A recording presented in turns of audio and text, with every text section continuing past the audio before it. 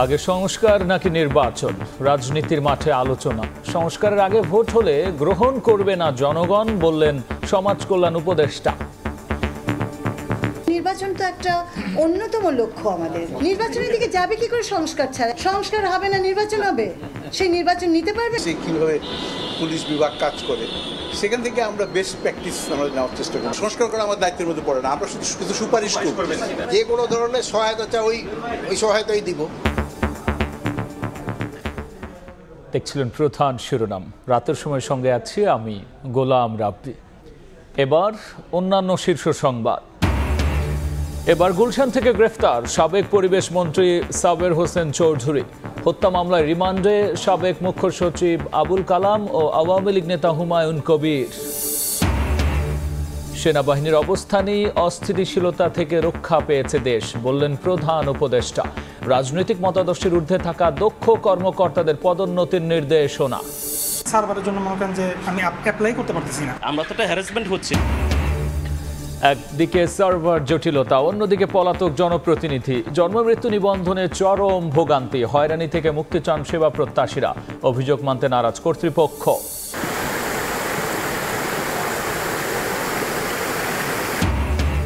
তিন দিন ধরে পানির নিচে শেরপুর ময়মনসিংহের নিচু এলাকা নেত্রকোনায় বন্ধ 186টি প্রাথমিক স্কুল।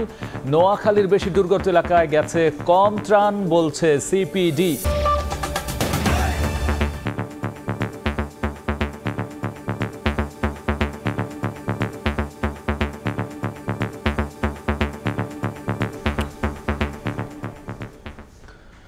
সংস্কারের আগে নির্বাচন হলে জনগণ গ্রহণ করবে না বলে জানিয়েছেন সমাজ কল্যাণ উপদেষ্টা শারমিন এস মুর্শেদ।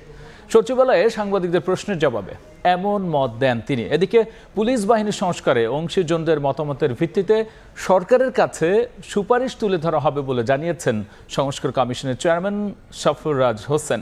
আর কমিশনগুলোকে সব ধরনের সহযোগিতার আশ্বাস দিয়েছেন স্বরাষ্ট্র উপদেষ্টা। শনিবার বিভিন্ন রাজনৈতিক দলের সঙ্গে তৃতীয় দফায় সংলাপে বসেন অন্তর্বর্তী সরকারের প্রধান উপদেষ্টা। এতে বিএনপির পক্ষ থেকে দ্রুত নির্বাচন আয়োজনকে গুরুত্ব দেওয়া হলেও ভোটের আগে প্রয়োজনীয় সংস্কারের প্রস্তাব দেয় জামায়াতে ইসলামী। এছাড়া ভোট ও সংস্কার নিয়ে নিজেদের মতামত তুলে ধরে অন্য রাজনৈতিক দলগুলো।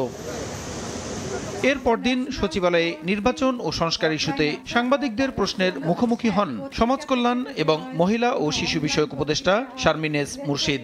অন্তর্বর্তী সরকারের 2 মাস উপলক্ষে সচিবালয়ে তার মন্ত্রণালয়ের বিভিন্ন কার্যক্রমের অগ্রগতি ও ভবিষ্যৎ পরিকল্পনা তুলে ধরেন মুর্শিদ।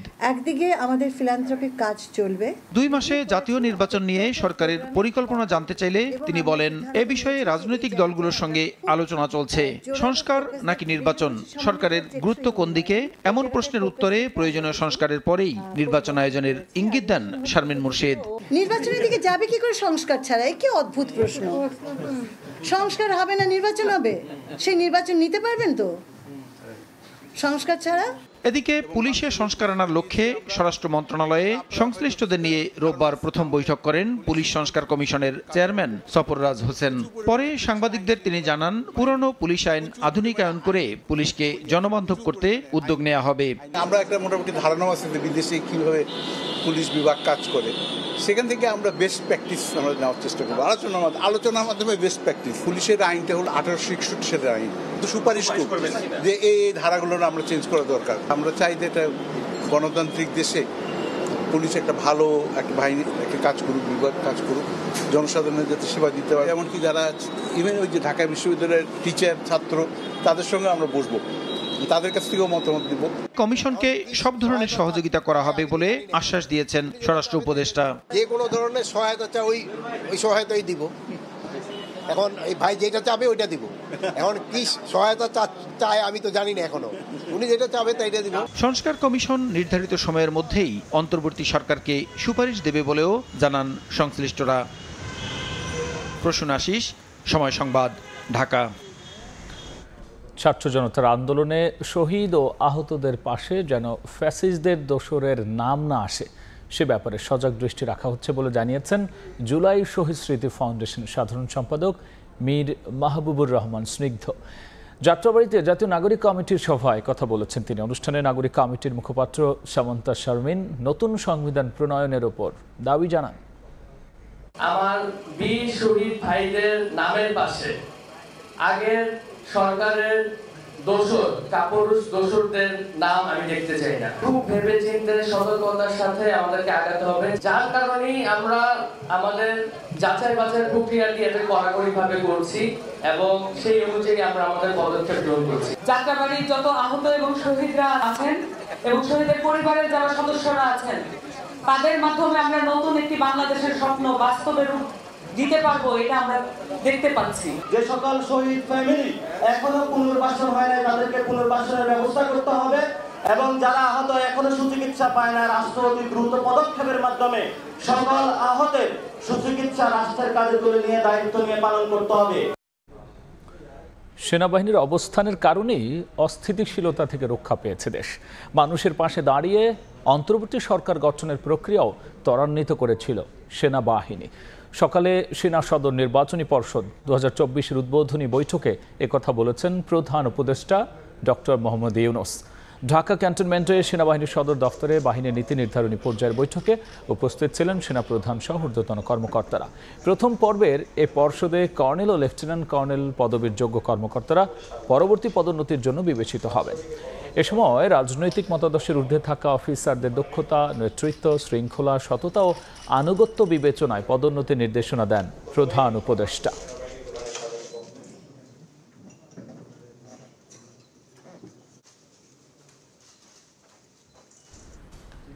সাবেক পরিবেশ মন্ত্রী সাবের হোসেন চৌধুরীকে গ্রেফতার করেছে ঢাকা মহানগর পুলিশের গোয়েন্দা শাখা। সন্ধ্যায় রাজধানীর গুলশানে নিজ বাসভবন থেকে গ্রেফতার করা হয় তাকে। ডিবি প্রধান রেজাউল করিম মল্লিক গ্রেফতারের তথ্য নিশ্চিত করেছেন। তিনি জানিয়েছেন, সাবেক এই মন্ত্রীর বিরুদ্ধে একাধিক মামলা আছে। সাবের হোসেন চৌধুরী দ্বাদশ জাতীয় সংসদ নির্বাচনে ঢাকা 9 আসন থেকে নির্বাচিত হন। পরে পরিবেশ, বন ও জলবায়ু পরিবর্তন মন্ত্রণালয়ের দায়িত্ব দেওয়া হয়েছিল তাকে। রায় দিয়ে বাবা ট্রাস্টে টাকা নেন এক বিচারপতি। গণমাধ্যমে প্রকাশিত এমন প্রতিবেদন নিয়ে দিনভর আলোচনা সুপ্রিম কোর্টে। একজন অতিরিক্ত অ্যাটর্নি জেনারেল বলেছেন, অভিযোগ সত্য হলে পদত্যাগ করা উচিত ওই বিচারপতির। এদিকে 15 বছরে আচরণবিধি লঙ্ঘনকারী বিচারপতিদের বিরুদ্ধে আইনি ব্যবস্থার দাবি বিএনপির আইন বিষয়ক সম্পাদক কায়সার কামালের। 5 আগস্ট আওয়ামী লীগ সরকারের পতনের পর রাষ্ট্রীয় বিভিন্ন প্রতিষ্ঠানে ব্যাপক রদবদল হয়। আন্দোলনের মুখে পদত্যাগ করেন প্রধান বিচারপতি সহ 6 বিচারপতি। দায়িত্ব ছাড়েন রাষ্ট্রের সর্বোচ্চ আইন কর্মকর্তাও। এরপর হাইকোর্ট বিভাগে 2 ডজনেরও বেশি বিচারপতির পদত্যাগের দাবি জানিয়ে আসছেন আইনজীবীদের একটি অংশ। 20 অক্টোবরের মধ্যে ব্যবস্থা না নিলে ওই বিচারপতিদের কোর্ট বর্জনেরও হুঁশিয়ারি দেন তারা। রোববার একটি গণমাধ্যমের শিরোনাম, রায় দিয়ে বাবা ট্রাস্টে টাকা নেন বিচারপতি খুরশিদ আলম সরকার। অতিরিক্ত অ্যাটর্নি জেনারেল অনিকার হক বলছেন, অভিযোগ সত্য হলে নিজে থেকেই পদত্যাগ করা উচিত অভিযুক্ত বিচারপতির। যদি এটি সত্যি হয়ে থাকে তাহলে এটা শুধুমাত্র নৈতিকভাবে স্খলন নয়, এটা বিচারপতি হিসেবে উনি যে শপথ নিয়েছেন সেটারও শপথ ভঙ্গ হচ্ছে। এবং এই ক্ষেত্রে যদি সত্যি হয়ে থাকে তাহলে ওনার বিচারপতি হিসেবে থাকাটা সমীচীন হবে না। শনিবার প্রধান উপদেষ্টার সঙ্গে বৈঠকে অন্তত 30 জন বিচারপতির বিরুদ্ধে ব্যবস্থা নেওয়ার দাবি জানিয়েছে বিএনপি। 30 বিচারপতির নামের তালিকাও ঘুরছে হাতে হাতে। প্রায় 30 জন বিচারককে বহাল তবিয়তে তারা কাজ করছে এখনো। এদের ব্যাপারে ব্যবস্থা নেওয়ার জন্য, প্রয়োজনীয় আইনগত ব্যবস্থা নেওয়ার জন্য আমরা কথা বলেছি। বিএনপির আইন সম্পাদক বলছেন, গত 15 বছরে আচরণবিধি লঙ্ঘনে জড়িত বিচারপতিদের বিরুদ্ধে নিতে হবে যথাযথ ব্যবস্থা। যে সমস্ত মাননীয় বিচারপতিগণ কোড অফ কন্ডাক্টের বাইরে গিয়ে কাজ করেছেন তাদেরকে একটা প্রক্রিয়ার মাধ্যমে জবাবদিহিতার মধ্যে আনা এবং প্রয়োজনীয় পদক্ষেপ নেওয়া, যেন বিচার বিভাগের প্রতি মানুষের আস্থাটা পুনঃপ্রতিষ্ঠিত হয়। 5 বছর আগে দুর্নীতির অভিযোগে বিচার কাজ থেকে বিরত রাখা হয় হাইকোর্ট বিভাগের 3 বিচারপতিকে। তাদের বিষয়ে এখনো পর্যন্ত চূড়ান্ত সিদ্ধান্ত নিতে পারেনি সুপ্রিম কোর্ট প্রশাসন। আফজাল হোসেন, সময় সংবাদ, ঢাকা। ভোগান্তির আরেক নাম জন্ম ও মৃত্যু নিবন্ধন। ঢাকায় সার্ভার জটিলতার মধ্যে কাউন্সিলররা পলাতক থাকায় দুর্ভোগ বেড়েছে কয়েক গুণ। আর এতে নিবন্ধন বা সংশোধনের জন্য নাগরিকদের ছুটতে হচ্ছে এক অফিস থেকে আরেক অফিসে। তবে সিটি কর্পোরেশন আর রেজিস্ট্রার অফিসের দাবি, দালালদের কাছে যাওয়ায় বাড়ছে তাদের ভোগান্তি। ফারজানা আক্তারের রিপোর্ট। জাতিসংঘের শিশু অধিকার সনদ অনুযায়ী জন্মগ্রহণের পর জন্ম নিবন্ধীকরণ করার কথা বলা হয়েছে। উন্নত বিশ্বের দেশগুলোতে শিশুর জন্মের পরই নিবন্ধন করা হয়। বাংলাদেশেও নিবন্ধনের বাধ্যবাধকতা আছে। 2010 সাল থেকে অনলাইনে শুরু হয় জন্ম ও মৃত্যু নিবন্ধন। পাসপোর্ট, সরকারি বেসরকারি বা স্বায়ত্তশাসিত সংস্থায় চাকরি, ড্রাইভিং লাইসেন্স ও জাতীয় পরিচয়পত্র পেতে এবং শিক্ষা প্রতিষ্ঠানে ভর্তি হতে জন্ম নিবন্ধন থাকা বাধ্যতামূলক। গত বছরের মে মাস থেকে সারা দেশে জন্ম ও মৃত্যু নিবন্ধনের আবেদনের ফি অনলাইনে অর্থাৎ পেমেন্টের মাধ্যমে নেওয়া শুরু হয়। এরপরই নতুন ধরনের ভোগান্তিতে পড়ার অভিযোগ শুরু করেন নাগরিকরা। আর সার্ভার ডাউন ও অব্যবস্থাপনায় হঠাৎ কমে আসে জন্ম নিবন্ধনের সংখ্যা। রাজনৈতিক পট পরিবর্তনের পর ওয়ার্ড কাউন্সিলর না থাকায় নতুন করে যোগ হয়েছে ভোগান্তির আরেক মাত্রা। ঢাকা উত্তর সিটি কর্পোরেশনের আঞ্চলিক কার্যালয়গুলো ঘুরে দেখা যায়। অফিসে মিটিংয়ে গেছে বলতেছে তারা কখন আসে তা তো টাইম কেউ দেয় নাই। অন্য ওয়ার্ড কমিশনার অফিসে যখন গেছি তখন একই জিনিসে 50 টাকা রাখছে, সেখানে একই জিনিস 1500 টাকা রাখতেছে। আমরা আসার পর বলি যে ওয়ার্ড সচিবের যান, ওরা রিসিভ করে, ওরা রিসিভ করলে কিছু কারেকশন আছে, হায়ার অথরিটি যায়, ওখান থেকে আসার পরে আমাদের নিবন্ধন করে আসার পরে আমরা করে দিই। একই চিত্র ঢাকা দক্ষিণ সিটিতেও। গত বছর এই সিটিতে স্বতন্ত্র সার্ভারে জন্ম নিবন্ধন সেবা চালু হলেও তা কেন্দ্রীয় সার্ভারে জমা না হওয়ায় আরেক দফা নতুন ধরনের বিড়ম্বনায় মানুষ। 3 থেকে 4 দিন সার্ভারের জন্য মনে করেন যে আমি অ্যাপ্লাই করতে পারতেছি না। আমরা আগে একবার ফি দিয়ে করেছি, 7 মাস অপেক্ষা করলাম, এখন আবার বলতেছে যে এটা সম্পূর্ণ বাতিল। আমরা তো একটা হ্যারাসমেন্ট হচ্ছে। এর আগে যেগুলো করা হয়েছে রেজিস্ট্রার জেনারেলের কার্যালয়ের আমাদের যে সেন্ট্রাল সার্ভার, সেই সার্ভারের সাথে ওগুলো ইন্টিগ্রেটেড করা হবে। জন্ম ও মৃত্যু নিবন্ধনে এমন ভোগান্তির জন্য উল্টো সেবা গ্রহীতাদের দুষলেন রেজিস্ট্রার জেনারেলের কার্যালয়ের অতিরিক্ত সচিব। আবেদনটা ইলেকট্রনিক প্ল্যাটফর্মে করতে হয়। আমাদের নাগরিকরা অনেকেই ইলেকট্রনিক প্ল্যাটফর্মে আবেদন করতে সমর্থ হন না। যারা নিজেরা আবেদন করতে সমর্থ হন তাদের সমস্যা নয়, যারা ইলেকট্রনিক প্ল্যাটফর্মে আবেদনটা করতে সমর্থ হন তারা অন্য কারো সাহায্য নেন, তখনই দালালের বিষয়টা হতো। গুরুত্বপূর্ণ এই প্রমাণপত্র নিবন্ধন ও সংশোধনে ভোগান্তি দূর করে নাগরিক সেবার মান বাড়ানোর দাবি সেবা গ্রহীতাদের। ফারজানা আক্তার, সময় সংবাদ, ঢাকা। এদিকে রাজধানীর বাইরেও ভোগান্তির শেষ নেই জন্ম ও মৃত্যু নিবন্ধনে। দেশের রাজনৈতিক পট পরিবর্তনের পর বেশিরভাগ জনপ্রতিনিধি আত্মগোপনে থাকায় অনেকটা স্থবির হয়ে পড়েছে সিটি কর্পোরেশন, পৌরসভা, ইউনিয়ন পরিষদের নাগরিক সেবা কার্যক্রম। পাশাপাশি সার্ভার জটিলতা তো আছেই। ছাত্র জনতার গণ অভ্যুত্থানে আওয়ামী লীগ সরকারের পতনের পর বেশিরভাগ জনপ্রতিনিধি আত্মগোপনে রয়েছেন, যার প্রভাব পড়েছে সিটি কর্পোরেশন থেকে শুরু করে ইউনিয়ন পরিষদের নাগরিক সেবায়। অনেকটা স্থবির হয়ে পড়েছে অন্যতম সেবা খাত জন্ম নিবন্ধন। চেয়ারম্যান, কাউন্সিলর ও ইউপি সদস্যরা আত্মগোপনে যাওয়ায় বেশিরভাগ পৌরসভা ও ইউনিয়নে অচল অবস্থা বিরাজ করছে। জন্ম নিবন্ধন করতে এসে বিড়ম্বনায় পড়ছেন অনেকেই, এমনকি কোথাও একেবারে বন্ধ কার্যক্রম। অনেক ক্ষেত্রে ইন্টারনেট ও সার্ভার জটিলতার অজুহাত দিচ্ছেন কর্মকর্তা কর্মচারীরা। SMS আসছে বুধবারে, আমি আসছে আজকে রবিবারে, তাও বলতেছে যে আমাদের কাগজ আসেনি। যে জায়গায় আগে পাইতাম 5 দিন, এখন 1 মাস লেগে যায়। জন্ম নিবন্ধনের একটা ইউজার আইডি ব্যবহার করা হয় সচিবের নামে আর একটা চেয়ারম্যানের নামে। এখন চেয়ারম্যান সাহেব অফিসেও আসছেন না, আবার ওনার মোবাইলটা অনেক সময় বন্ধ থাকছে। সরকারের কাছে একটা আবেদন যাতে এই কাজটা দ্রুতভাবে যাতে নেওয়া হয়। ডিজিটাল বাংলাদেশে আমরা প্রবেশ করছি, আমরা চাই অতি দ্রুত এটার একটা দ্রুত নিষ্পত্তি করা। সার্ভার বন্ধ থাকার কারণে 4-5 দিন মানে আমরা কিছু কাজ করতে পারি নাই, কিন্তু পরবর্তীতে ধীরে ধীরে আমরা চাপটা কাটিয়ে উঠে এখন আমরা নিয়মিতভাবে কাজ করতেছি। অনুপস্থিত চেয়ারম্যানদের তালিকা প্রণয়ন চলছে জানিয়ে স্থানীয় সরকার বিভাগ বলছে জন্ম নিবন্ধন সংক্রান্ত সমস্যা সমাধানের চেষ্টা চলছে। যে সকল ইউনিয়ন পরিষদের চেয়ারম্যানরা ইউনিয়ন পরিষদে আসছেন না অথবা দৈনন্দিন যে সেবা দিতে ব্যর্থ হচ্ছেন তাদের তালিকা আমরা চেয়েছি, আমরা সেই তালিকাগুলো পেয়েছি।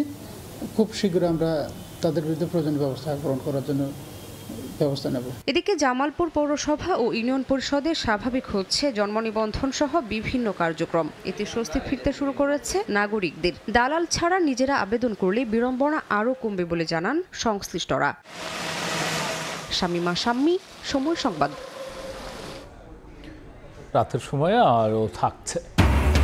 সবলদের সহায়তা পেয়েও ঘুরে দাঁড়াতে পারছে না দুর্বল ব্যাংকগুলো। প্রয়োজন মতো টাকা তুলতে না পারার অভিযোগ গ্রাহকের, ঋণ আদায়ে কঠোর হওয়ার পরামর্শ।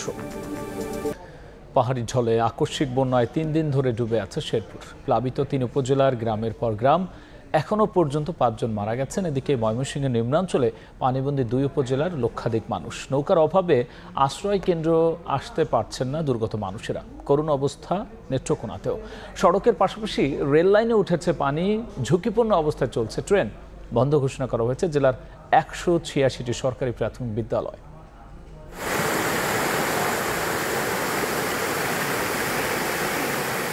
গ্রামের পর গ্রাম নদী রূপ ধারণ করেছে, ডুবে আছে বাড়িঘর। কোথাও কোথাও সড়ক যোগাযোগ বিচ্ছিন্ন হয়ে পড়েছে। রেল লাইনে পানি উঠায় ঝুঁকি বেড়েছে কয়েক গুণ।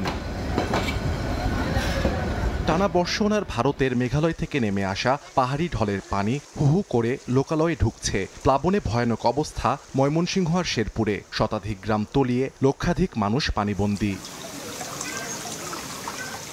নাতনিকে নিয়ে খাটে বসে দুর্যোগময় সময় কাটাচ্ছেন ময়মনসিংহের ধোবাউড়ার মুন্সিহাট এলাকার বাসিন্দা হেলেনা খাতুন।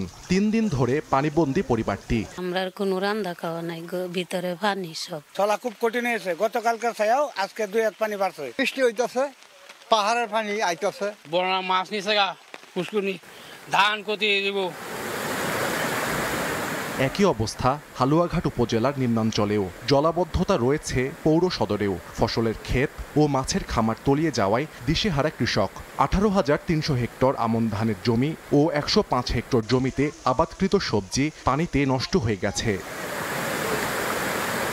এদিকে নেত্রকোনাতে করুণ অবস্থা। কংস নদীর পানি বেড়ে বিস্তীর্ণ এলাকা প্লাবিত হয়েছে। জারিয়া ও নাটেরকোনা গ্রামের অনেকেই বাড়ি ছেড়ে নিরাপদ আশ্রয়ে ছুটছেন।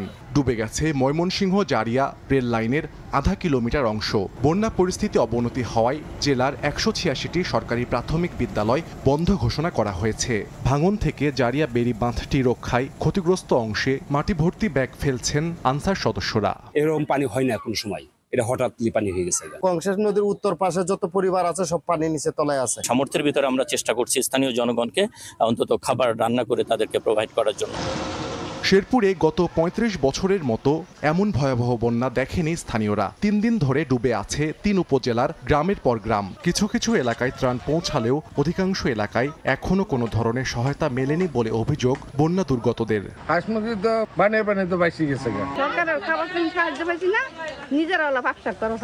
যে সব জায়গায় ত্রাণ ঢোকে নেই সেই অঞ্চলগুলোতে যে আমরা ত্রাণ বিতরণ করব। টানা 3 দিনের ভারী বর্ষণে জামালপুর শহর রক্ষা বাঁধে ভাঙন দেখা দিয়েছে। ঝুঁকিতে মহাসড়ক সহ 2 শতাধিক বাড়িঘর। সাহাল আব্দুল্লাহ আলভি, সময় সংবাদ। কুমিল্লা, ফেনী, নোয়াখালী, লক্ষ্মীপুর সহ দক্ষিণ পূর্বাঞ্চলে সাম্প্রতিক বন্যায় 14,421 কোটি টাকার ক্ষয়ক্ষতি হয়েছে বলে জানিয়েছে centre for policy dialogue CPD. এর মধ্যে কৃষি ও বন খাতে সবচেয়ে বেশি ক্ষতি হয়েছে। এছাড়াও ত্রাণ বিতরণেও সমন্বয়হীনতা খুঁজে পেয়েছে ওই সংস্থাটি।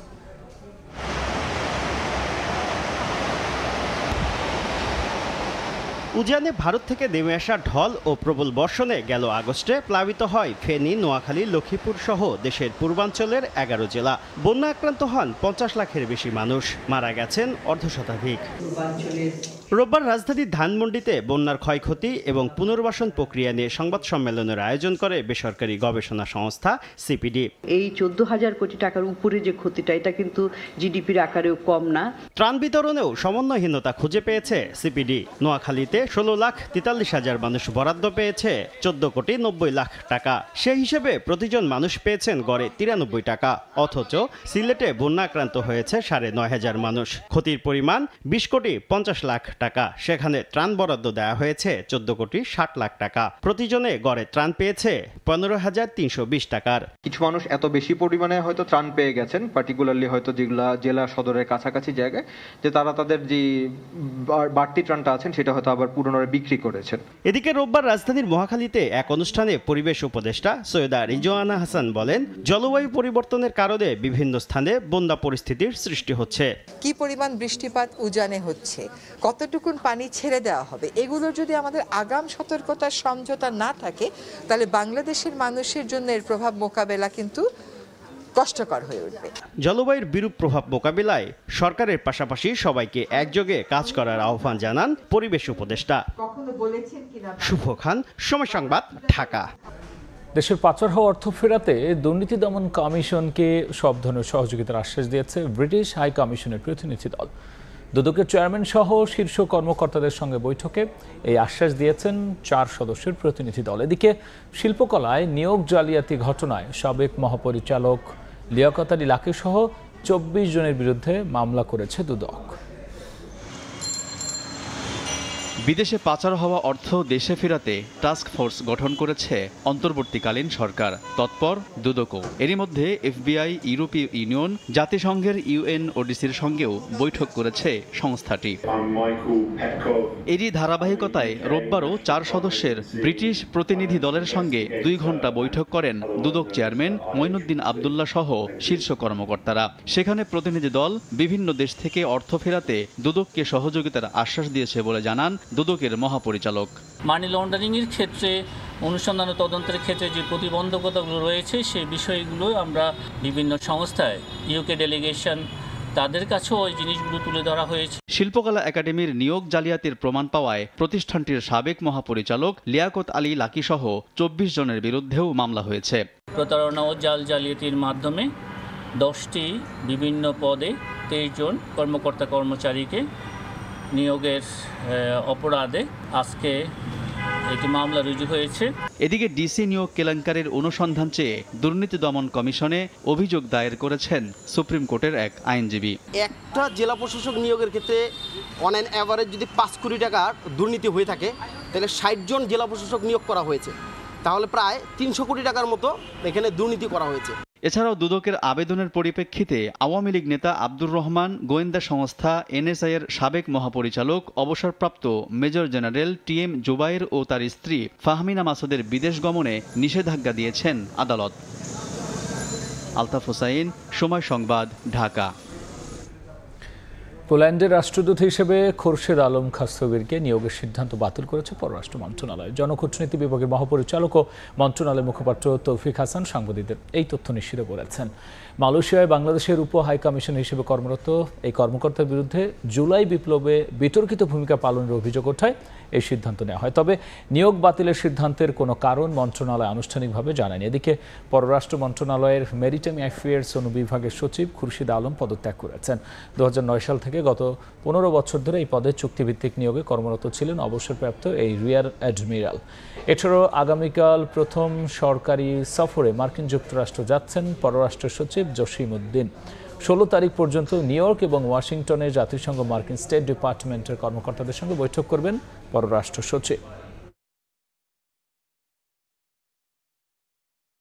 সরকারের সিদ্ধান্ত অনুযায়ী বাংলাদেশ হাইকমিশন কুয়ালালামপুরে উপ হাইকমিশনার হিসেবে কর্মরত জনাব খোরশেদ আলম খাস্তগিরের পোল্যান্ডে বাংলাদেশের রাষ্ট্রদূত হিসেবে সাম্প্রতিক নিয়োগের সিদ্ধান্ত বাতিল ঘোষণা করা হলো। 16 তারিখ পর্যন্ত উনি নিউ ইয়র্ক এবং ওয়াশিংটনে কিছু মিটিং আছে, তার মধ্যে জাতিসংঘের যে সেশনের বিভিন্ন মিটিং সেগুলো অ্যাটেন্ড করবে নিউ ইয়র্কে। এছাড়া ওয়াশিংটনেও কিছু স্টেট ডিপার্টমেন্টে এবং আরও কতগুলো মিটিং আছে। এই সম্পূর্ণ তথ্য আমার কাছে নেই, বাট মেইনলি মিটিংগুলো অ্যাটেন্ড করার জন্যই স্যার যুক্তরাষ্ট্রে যাচ্ছেন। জ্বালানি তেল পরিবহনে স্থবিরতা কাটাতে চার্টার জাহাজের ব্যবস্থা করা হয়েছে বলে জানালেন নৌ উপদেষ্টা এম সাখাওয়াত হোসেন। চট্টগ্রামে পরপর 2টি তেলবাহী জাহাজে বিস্ফোরণের ঘটনায় এই ব্যবস্থা নেওয়া হচ্ছে।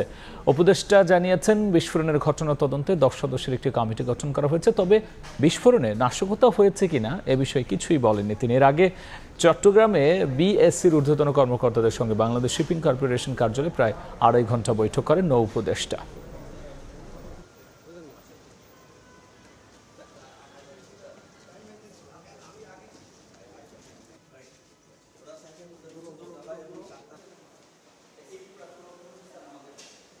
দশ জনের একটা কমিটি তৈরি হয়েছে, এখানে ওনারা আসবেন, এখান থেকে ইনকোয়ারি শুরু হবে, দরকার হলে তারা অন দ্য স্পট যাবেন, জাহাজগুলো দেখবেন যে বিষয়টা কি, কোনো এই ধরনের যেগুলো মানুষ সন্দেহ করছে সেই ধরনের কোনো কিছু আছে কি না। কোনো অনুমান ভিত্তিক কোনো কথা বলতে চাই না। ইনকোয়ারি হবে এবং যত তাড়াতাড়ি সম্ভব ইনকোয়ারি হবে। ইনকোয়ারি শেষ হলে আমি আশা করব সেই ইনকোয়ারির রেজাল্টগুলো আপনারা জানতে পারবেন।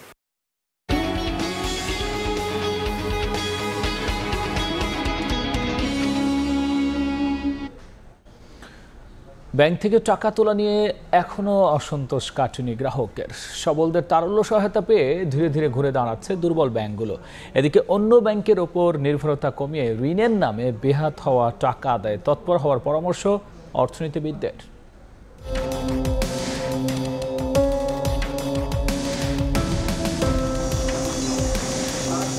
অনিয়ম, দুর্নীতি আর অর্থ পাচারের জাতাকলে গ্রাহকের আস্থা সংকটের খাদে পড়েছে দেশের বেশ কয়েকটি বেসরকারি ব্যাংক, যেখানে নিজের জমানো টাকা তুলতে এসেও হতাশ হতে হচ্ছে আমানতকারীদের। যদিও ব্যাংকগুলো অর্থ সংকট আগের চেয়ে কিছুটা কেটেছে বলে মত তাদের। লাগবে 10,000 টাকা, তারা যদি 5,000 টাকা চেক দিতে তাহলে সে কি করবো? ক্যাশ অ্যাভেলেবেল দিতে পারে নাই, কিন্তু এখন আগে থেকে ভালো দিচ্ছে। দেশের ব্যাংক পাড়া খাত মতিঝিল ঘুরে জানা যায়, দুর্বল ব্যাংকগুলোর গ্রাহকের আস্থা ফেরাতে বড় ভূমিকা রাখছে তারল্য সহায়তা। যদিও আমদানি ব্যয় মেটানো সহ বড় অঙ্কের লেনদেনে এখনো আগের মতোই অস্বস্তিতে পড়তে হচ্ছে বলে দাবি ব্যবসায়ীদের। একজনের লিকুইডিটি অনেক ভালো আছে, তার ডলার নাই, আবার আরেকজনের ডলার আছে বাট লিকুইডিটি নাই, ফলে এটা একটা চেক অ্যান্ড ব্যালেন্সের ব্যাপার আছে। এখন পর্যন্ত ঠিক হয়নি আর কি আমাদের ব্যাংকিং পজিশনটা। বাস্তবতা স্বীকার করে সোশ্যাল ইসলামী ব্যাংকের ব্যবস্থাপনা পরিচালক বলছেন, বেতন বোনাস পরিশোধ সহ জনসম্পৃক্ত সেবা নিশ্চিত করতে দরকারি অর্থসার আগে করছেন তারা। তবে ব্যবস্থাপনা পর্যায়ে দক্ষতা আর স্বচ্ছতা ফেরাতে পারলে সহজে পূরণ করা যাবে গ্রাহকের দাবি। আমাদেরকে যারা সাপোর্ট দেওয়ার কথা তারা আমাদের অ্যাকাউন্ট ক্রেডিট করছেন, তা আমরা এটা যাতে প্রুডেন্টলি ইউটিলাইজ করা যায় সেজন্য আমরা আমাদের একটা পরিকল্পনা করেছি। আমাদের সাথে অনেকগুলো স্কুল, কলেজ, হসপিটালের স্যালারি অ্যাকাউন্ট অ্যারেঞ্জমেন্ট আছে। তাদের টাকা আমরা বিগত 1-2 মাস যে ফেরত দিতে পারি না, ওখান থেকে পার্ট দেওয়ার অফ পার্সিয়ালি আমরা পেমেন্ট করব। আমাদের কাস্টমার যারা আস্থাহীনতায় ভুগেছিলেন তারা তাদের আস্থা ফেরত পাবেন। অর্থনীতিবিদরা বলছেন, অন্যের কাঁধে ভর দিয়ে চলার সঙ্গে সঙ্গে ঋণের নামে ব্যাংক থেকে বের হয়ে যাওয়া অর্থ ফেরানোতে কৌশলী উদ্যোগ নিলে শিগগিরই শক্তিশালী লেনদেনে ফিরতে পারবে দুর্বল ব্যাংকগুলো।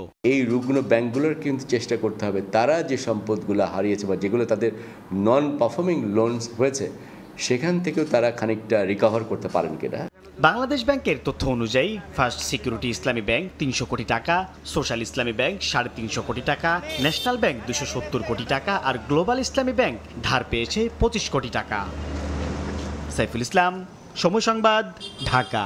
দুর্গাপুজোর সামনে রেখে সারা দেশে নেওয়া হয়েছে কয়েক স্তরের নিরাপত্তা ব্যবস্থা। প্রায় 33,000 মণ্ডপে থাকবে কঠোর নজরদারি, কোনো ধরনের নিরাপত্তা ঝুঁকি নেই বলে জানিয়েছেন স্বরাষ্ট্র উপদেষ্টা। নির্বিঘ্নে সবাইকে মন্দিরে যাওয়ার আহ্বান জানিয়েছেন তিনি। দরজায় করোনার চেয়ে শারদীয় দুর্গোৎসব। মন্দিরগুলোতে ইতিমধ্যেই প্রস্তুতি শেষ হয়েছে, চলছে সাজসজ্জার খুঁটিনাটি। তবে হিন্দু, বৌদ্ধ, খ্রিস্টান ঐক্য পরিষদ বলছে, গত 15 দিনে 13টি জেলার 17টি মণ্ডপে হামলার ঘটনায় কিছুটা শঙ্কাও আছে মানুষের মনে। যদিও বাংলাদেশ পুলিশের মতে শঙ্কার কোনো কারণ নেই। তারা বলছেন, সবগুলো ঘটনাতেই পদক্ষেপ নেওয়া হয়েছে। পূজার আগে, পরে এবং পূজা পরবর্তী সময়েও মাঠে থাকবেন তারা। সময় সংবাদকে দেয়া সাক্ষাৎকারে পুলিশের এই ঊর্ধ্বতন কর্মকর্তা বলেন, দেশের সব মন্দির সিসিটিভি ক্যামেরার আওতায় আনা হয়েছে। সদর দফতরে খোলা হয়েছে মনিটরিং সেল। আমাদের গোয়েন্দা নজরদারিও কিন্তু বৃদ্ধি করা হয়েছে। এছাড়াও আমাদের বোম ডিসপোজাল টিম, আমাদের quick response team, crisis response team, সোয়াট টিম, এগুলো কিন্তু আমাদের প্রস্তুত রয়েছে। যদি কারো কাছে কোনো ধরনের তথ্য থাকে তাহলে যেন জাতীয় জরুরি সেবা 999-এ জানানো হয় অথবা নিকটস্থ থানায় জানানো হয়। এদিকে এবারের পূজায় কোনো ধরনের নিরাপত্তা ঝুঁকি নেই বলে জানিয়েছেন স্বরাষ্ট্র উপদেষ্টা। রোববার বিকেলে রমনা কালী মন্দিরে দুর্গোৎসবের সার্বিক প্রস্তুতি নিরাপত্তা ব্যবস্থা পরিদর্শন শেষে এ কথা বলেন তিনি। সে সময় পূজা উদযাপনে 8 দফা নির্দেশনা প্রতিটি মণ্ডপে প্রশাসনের কাছে পাঠানো হয়েছে বলেও আশ্বস্ত করেন স্বরাষ্ট্র উপদেষ্টা। আশা করব আপনারা নির্বিঘ্নে এই পূজা উদযাপন করতে পারবেন। আমরা সেনাবাহিনীকেও মোতায়েন করেছি, নৌবাহিনীকেও মোতায়েন করা হয়েছে, বিমান বাহিনীকেও মোতায়েন করা হয়েছে। এবার এই জন্য আপনারা কোথাও কোনো ধরনের বাধা বিপত্তি আপনারা ফেস করবেন না। কোনো ধরনের নিরাপত্তা ঝুঁকি নাই, কোনো ধরনের নিরাপত্তা ঝুঁকি নাই। পূজা এবার নির্বিঘ্নে হবে। বাংলাদেশের সাম্প্রদায়িক সম্প্রীতি নষ্ট করতে আগে যারা নাশকতা করেছে তাদেরও বিচারের সম্মুখীন করা হয় বলেও জানানো হয়। হাতিকুর রহমান তামাল, সময় সংবাদ, ঢাকা। এই মুহূর্তে গোয়ালিয়রে আছেন রিপোর্টার মাহবুব রিমন। সবশেষ খবর জানতে সরাসরি যাচ্ছি তার কাছে। জঘন্য ব্যাখ্যাহীন এমন অদ্ভুত ব্যাটিং নিয়ে তো কথা বলবোই, তার আগে একটু ব্যক্তিগত অভিজ্ঞতা শেয়ার করতে চাই। লাইভটা দিতে আমি যখন প্রেস কনফারেন্স, আমাদের যে প্রেস বক্স, সেই প্রেস বক্স রুম থেকে এখানে আসছিলাম, তখন এখানে বেশ কয়েকজন দর্শক হয়তো বুঝে ফেলেছেন আমি বাংলাদেশ থেকে এসেছি। তারা আমাকে রীতিমতো ঘিরে ধরেছেন এবং তারা আমার কাছে টিকিটের টাকা ফেরত চাইছেন। আমি বললাম কেন? তো তারা বললো যে এই টিকিট সংগ্রহের জন্য তাদের গেল 2 দিন, যে পরিমাণ কষ্ট করতে হয়েছে, তারা তো আসলে এইভাবে ওয়ান সাইডেড ম্যাচ দেখতে আসলে আছে।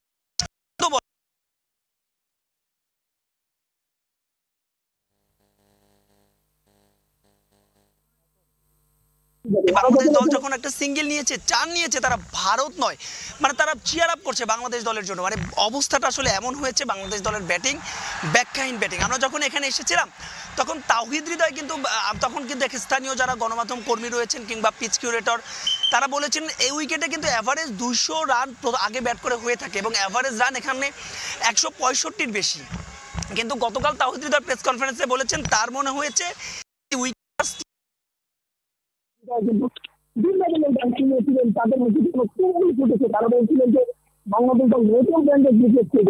আগে নাজমুল হোসেন শান্ত কিংবা তাওহিদ হৃদয় কিন্তু দিন বদলের গান শুনিয়েছিলেন, তাদের মুখে যেন তুব্বি ফুটেছে। তারা বলছিলেন যে বাংলাদেশ দল নতুন ব্র্যান্ডের ক্রিকেট খেলবে। এই যদি হয় নতুন ব্র্যান্ডের ক্রিকেট, তবে তো বলতেই হয় যে তাহলে তো আগে শুধুমাত্র যে বাংলাদেশের ব্যাটসম্যানদের ব্যাটিং প্র্যাকটিসের কথা বলবো তাই নয়, বাংলাদেশের যে অ্যাপ্রোচে তারা আসলে ম্যাচটা খেলেছে এখানে শুধুমাত্র যে বাংলাদেশের ব্যাটসম্যানদের ব্যাটিং ব্যর্থতার কথা বলবো তাই নয়, বাংলাদেশের যে অ্যাপ্রোচে তারা আসলে এই টি-20 ম্যাচটা খেলেছে, আমার মনে হয় যে অনেক কিছু শেখার রয়েছে। শুধু আমরা নয়, স্থানীয় যারা দর্শকরা রয়েছেন তারাও বলছেন আসলে এর আসলে শেষ কথা। আমরা দেখেছি বিশ্বকাপের সবশেষ যে ম্যাচটা আমরা দেখেছিলাম আফগানিস্তানের বিপক্ষে, সেই ম্যাচটাও আসলে এ ধরনের নেতিবাচক ব্যাটিং অ্যাপ্রোচ দেখেছিলাম। একমাত্র মেহেদী হাসান মিরাজ ছাড়া এই দলে কেউই আসলে সেভাবে রান করতে পারেনি। একজনের কেন আসলে মিরাজকে উপরের দিকে খেলানো হচ্ছে না, কেন জাকির আলী অনেককে বারবার ব্যর্থতার পরেও খেলানো হচ্ছে? তো মিরাজের ব্যাটিং পজিশন নিয়ে একটা কথা কিন্তু থেকেই যায়, কেন আসলে মিরাজকে উপরের দিকে খেলানো হচ্ছে না, কেন জাকির আলী অনেককে বারবার ব্যর্থতার পরেও খেলানো হচ্ছে? সবচাইতে এর চাইতেও বড় প্রশ্ন মাহমুদুল্লাহ রিয়াদের যে ভার, সে ভার আসলে আর কতদিন টানবে বাংলাদেশ? সব মিলিয়ে আসলে এবং এই ভুলগুলো আসলে কতটুকু শুধরে নিতে পারে আসলে মানুষ তো বাঁচে আসায় পরবর্তী যে ম্যাচ দিল্লিতে বাংলাদেশের অনুষ্ঠিত হবে, এবং এই ভুলগুলো আসলে কতটুকু শুধরে নিতে পারে? প্রত্যাশা তো আসলে মানুষ তো বাঁচে আসায়, প্রত্যাশার পরবর্তী যে ম্যাচ দিল্লিতে বাংলাদেশের অনুষ্ঠিত হবে, জানে যে এখন পর্যন্ত টি-20তে বাংলাদেশ দল একটা ম্যাচে জিততে পেরেছিল, সেই ম্যাচটাও কিন্তু 2019 সালে দিল্লিতে। দেখার বিষয় আসলে দিল্লিতে এই ব্যাটিং ব্যর্থতা থেকে বাংলাদেশ কতটুকু আসলে ঘুরে দাঁড়াতে পারে। বিশ্বকাপ বাংলাদেশের পক্ষে সবচাইতে ভালো বলার ছিল। আপনি ভারতের মাটিতে আপনি দেখছিলেন লো উইকেট হবে, টি-20 বিশ্বকাপ বাংলাদেশের পক্ষে সবচাইতে ভালো বলার ছিলেন। আপনি ভারতের মাটিতে আপনি বলছিলেন স্লো অ্যান্ড লো উইকেট হবে, সেখানে আপনি তানজিম সাকিবকে কেন খেলাবেন না? আপনি তানজিদ তামিমের কথা আমরা নেটে দেখেছি যে আমরা তানজিদ তামিম নেটে দুর্দান্ত ছিলেন, সেই তানজিদ তামিমকেও কিন্তু আসলে শেষ পর্যন্ত খেলানো হয়নি। খেলানো হয়েছে পারভেজ হোসেন ইমনকে এবং এভাবে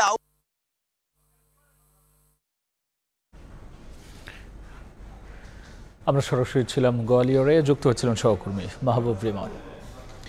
এরপর যে শীর্ষ সংবাদ জানিয়ে দিচ্ছে আরও একবার। এবার গুলশান থেকে গ্রেফতার সাবেক পরিবেশ মন্ত্রী সাবের হোসেন চৌধুরী। হত্যা মামলা রিমান্ডে সাবেক মুখ্য সচিব আবুল কালাম ও আওয়ামী লীগ নেতা হুমায়ুন কবির। সংস্কারের আগে নির্বাচন হলে গ্রহণ করবে না মানুষ, বললেন সমাজ কল্যাণ উপদেষ্টা। অংশীজনদের মতামতে পুলিশে আসবে সংস্কার, কমিশনগুলোকে সহযোগিতার আশ্বাস স্বরাষ্ট্রের। সার্ভারের জন্য মনে করেন যে আমি অ্যাপ্লাই করতে পারতেছি না, আমরা তো একটা হ্যারাসমেন্ট হচ্ছে। একদিকে সার্ভার জটিলতা, অন্যদিকে পলাতক জনপ্রতিনিধিরা। জন্ম মৃত্যু নিবন্ধনে চরম ভোগান্তি, হয়রানি থেকে মুক্তি চান সেবা প্রত্যাশীরা। অভিযোগ মানতে নারাজ কর্তৃপক্ষ।